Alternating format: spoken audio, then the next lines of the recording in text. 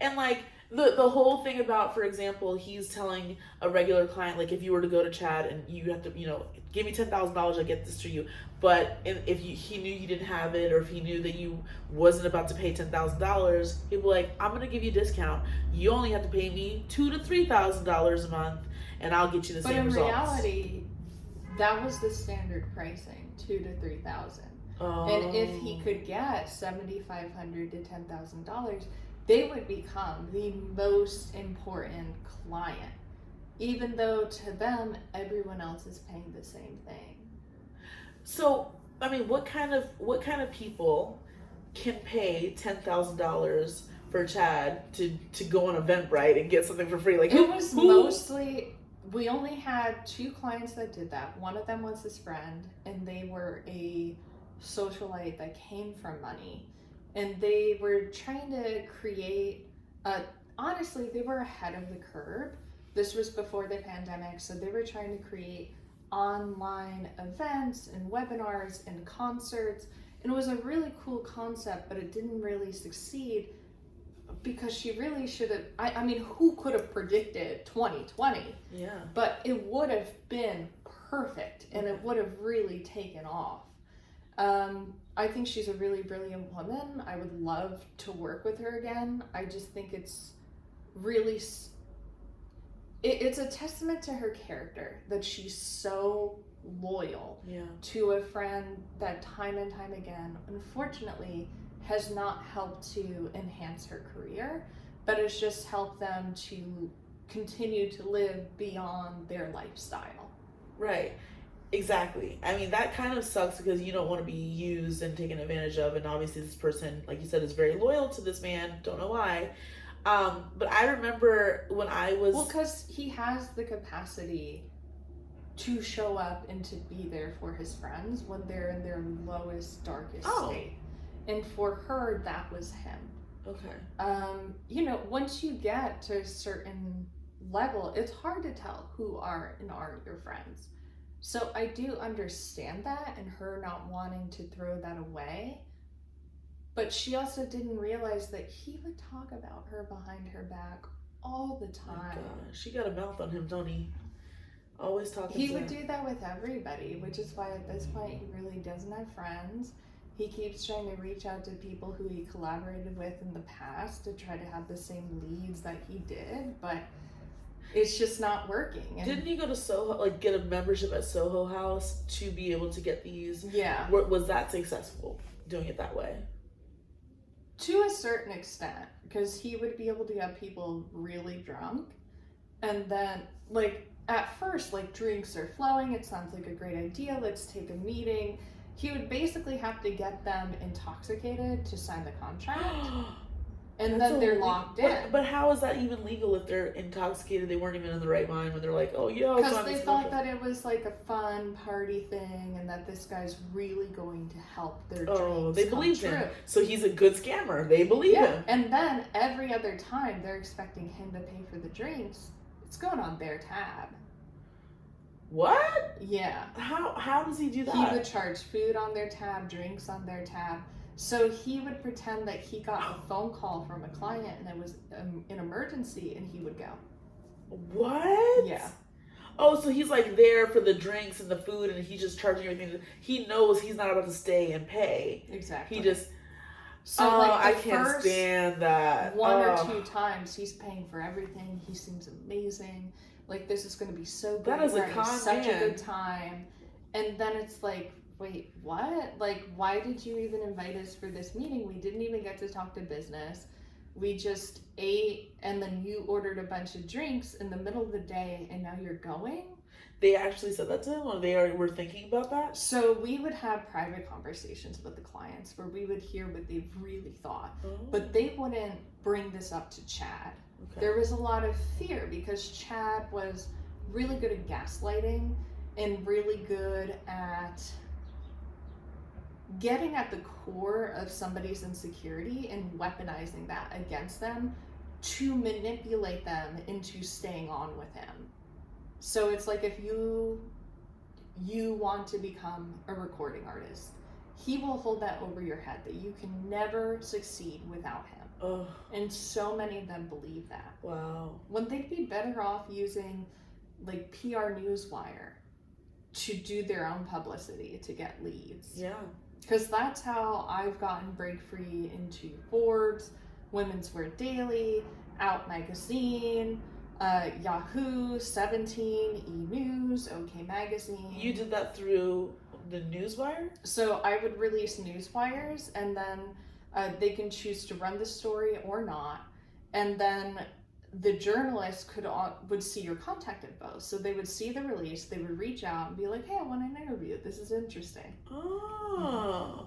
I mean, see, that's how you guys can do it. If you don't want to pay $10,000 to con man, you can do it that way. That's amazing. That's what I'm talking about.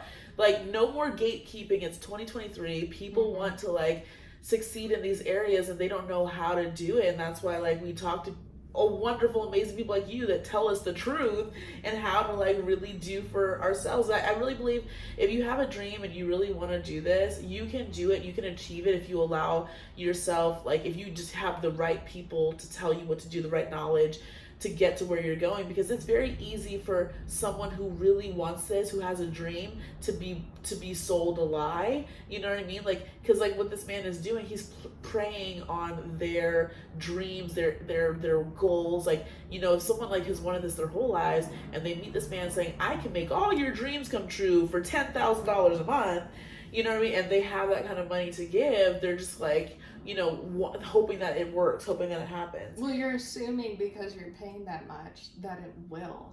Yeah. You're not realizing that there's all these other fees that you have to pay. You have to pay for the social media advertising. You have to pay for the photography photo shoots. You have to pay for the video shoots. You have to pay to get onto the tours. You have to then pay the tour manager who will then book you onto the tour. You have to pay for the recording studio. You have to pay for them to then get mastered. You then have to pay a DJ to remix it, to keep it going. And he'll just drown you in all of these different assets. It's very old school, and it's a model that doesn't work anymore. Yeah. Where he would promote a premiere, then you do an acoustic, then you do a remix, and then you would do a live to stretch out the single. That doesn't work. That hasn't worked since maybe the 80s, maybe the 90s. Yeah. But definitely not in this millennium. Right. So what does work now, do you think, in your opinion? I would say doing covers on TikTok and YouTube Shorts to gain a following, and then to start to introduce original content, get them excited about that, then to activate and to engage your audience, where you ask them to do a dance to the song or to cover it. Right. And you could then create like a song where all of you guys collaborated together in it. It's really having that audience engagement, and instead of getting signed to a label the goal, because some of these indie labels, they won't give you the resources that you need to pay for your advertising, to get a publicist, to pay to have a tour. They're just gonna do your music. Right. They're not gonna be that money machine that they used to be. Right.